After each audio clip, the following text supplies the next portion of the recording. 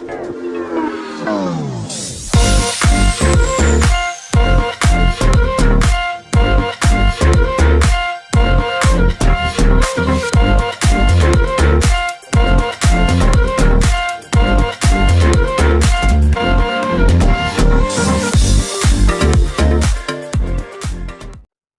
sejahtera Malaysia, selamat datang ke channel Vels Lifestyle. Info padu, info hangat disediakan di dalam channel ini. Tuan-tuan dan puan semua, hangat beberapa hari ini, sejak minggu lepas dan sejak beberapa minggu yang lepas, berkaitan dengan ceramah di masjid. Pada mulanya, ada satu artikel yang menunjukkan UAI ataupun Ustaz Azhar Idrus yang tidak dibenarkan untuk melakukan ceramah atau kuliah, saya tidak berapa ingat, di Selangor, karena beliau tidak bertauliah untuk melakukan perkara itu di Selangor, namun dibenarkan di tempat yang dibenarkanlah. Dan kita mendengar pula Hadi Awang yang menentang tidak akur dengan larangan Sultan Terengganu berkaitan dengan larangan untuk mana-mana ahli politik, senator, adun untuk melakukan ceramah di masjid ataupun di surau di Terengganu. Pada akhirnya, saudara-saudara, satu kejutan besar dari Sultan Johor. Dalam satu artikel dari biharian.com, Sultan Johor titah pecat EJK Masjid, surau benarkan penceramah tanpa tauliah beri ceramah agama. Oke, saya berpikir dalam tajuk berita ini, Sultan Johor titah pecat EJK Masjid, surau benarkan penceramah. Jadi EJK Masjid ataupun surau boleh dipecat sekiranya mereka membenarkan penceramah tanpa tauliah beri ceramah agama.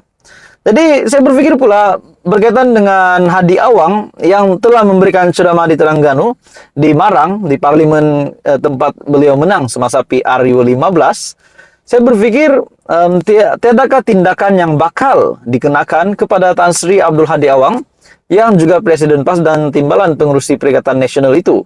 Saya bukan memburuk-burukkan, namun kita tahu itu sudah ditetapkan, sudah menjadi satu larangan untuk berceramah di tempat tersebut, namun Hadi Awang yang pernah menyatakan tetap akan melakukannya dan akhirnya benar-benar melakukannya. Tapi melalui titah Sultan Johor, di mana Sultan Johor titah pecat EJK Masjid dan surau. Jadi bagaimana pula dengan penceramah yang tidak bertauliah untuk melakukan ceramah? Jadi itu menjadi persoalan.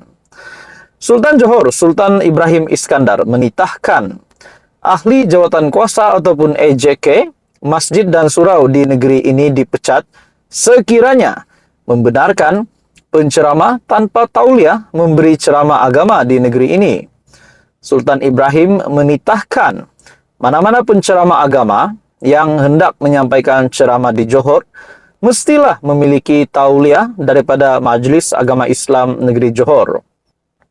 Sehubungan itu, Baginda menitahkan semua EJK, masjid dan surau yang hendak menganjurkan ceramah agama perlu mendapatkan kebenaran daripada MAINJ, yaitu Majlis Agama Islam Negeri Johor, menerusi pejabat kadi daerah.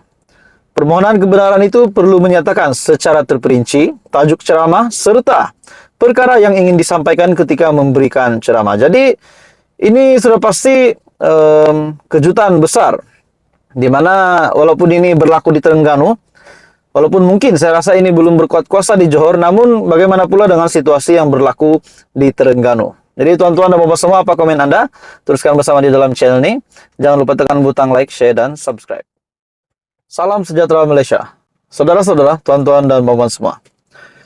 Sebelum ini kita mendengar satu isu yang hangat berkaitan dengan larangan ceramah, larangan khutbah, larangan kuliah di beberapa negeri, dan saya ambil contoh di Terengganu, di mana Sultan telah melarang untuk mana-mana ahli politik, adun, dan yang terlibat dengan politik tidak dibenarkan untuk membuat ceramah di Terengganu. Dan kita dapat tahu juga bahwa Presiden PAS Tan Sri Abdul Hadi Awang. Beliau tidak akur dengan larangan tersebut, bahkan beliau berkata akan tetap melakukan ceramah, dan pada akhirnya benar-benar Tan Sri Abdul Hadi Awang, Presiden PAS, melakukan ceramah di negeri tersebut. Dan pada akhirnya apa yang berlaku selepas Hadi Awang menyampaikan ceramah? Ini satu kejutan besar daripada MP PKR. Dalam satu artikel dari Malaysia Kini, MP PKR pertahan tindakan Hadi, terus beri kuliah di masjid. Tindakan Presiden PAS Abdul Hadi Awang yang meneruskan ceramah di masjid yang dilihat bertentangan dengan institusi Raja, mendapat sokongan daripada ahli parlimen PKR, Hassan Karim. Seperti yang kita tahu, PKR ataupun presidennya adalah Perdana Menteri sendiri, Datuk Seri Anwar Ibrahim, dan mereka ini adalah kerajaan. Namun, MP PKR dilihat menyokong apa yang dilakukan oleh Hadi Awang. Di dalam satu tajuk, MP PKR pertahan tindakan Hadi, terus beri kuliah di masjid. Jadi saya tidak pasti beliau sokong atau tidak, tapi tajuk beritanya, artikel ini, ahli parlimen PKR pertahan tindakan Hadi. Dalam artikel ini, Hadi sebelum ini yang tetap meneruskan rutinnya menyampaikan kuliah di Masjid Rusilah di Marang, Terengganu. Walaupun setelah larangan oleh Majelis Agama Islam dan Adat Melayu Maidam Terengganu. Dia sebelum itu berkata, tiada salahnya untuk ahli politik menyampaikan kuliah di masjid atau surau, dan malah menegaskan mereka mempunyai kewajiban untuk bersuara dalam pelbagai perkara termasuk politik.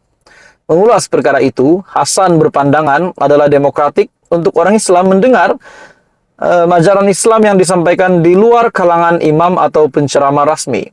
Jadi kita dapat lihat MP PKR Hasan menyokong tindakan Hadi Awang. Sekurang-kurangnya ada orang yang berani mencabar. Hasan berkata, ini dengan syarat pihak yang memberi kuliah itu tidak menggunakan masjid untuk propaganda politiknya. Tapi bagaimana kita nak tahu betul-betul ceramah itu memang berasaskan keagamaan ataupun mungkin ada motif politik? Dia berkata, tiada sesiapapun, termasuk istana atau mana-mana partai politik, yang boleh memonopoli perkara berkaitan Islam. Katanya, semua pihak perlu menerima bahawa wujudnya sistem feudal di Malaysia. Tapi pada masa yang sama, institusi diraja tidak boleh dibenarkan mengawal semuanya. Larangan terhadap semua ahli politik, termasuk ahli parlimen, adun dan senator, daripada menyampaikan kuliah atau khutbah di semua masjid dan surau di seluruh Terengganu berkuat kuasa pada 2 Mac lalu. Larangan itu yang dikeluarkan selepas Sultan Terengganu, Sultan Mizan Zainal Abidin, duka cita apabila ada ahli politik yang mengajar agama atau menjadi khatib dan imam solat tanpa kebenaran pihak berkuasa. Jadi saudara-saudara, ini satu isu yang hangat di Terengganu bagi saya. Jadi apa komen Anda? Teruskan bersama di dalam channel ini. Info padu, info hangat tersedia di dalam channel ini. Jangan lupa tekan butang like, share, dan subscribe.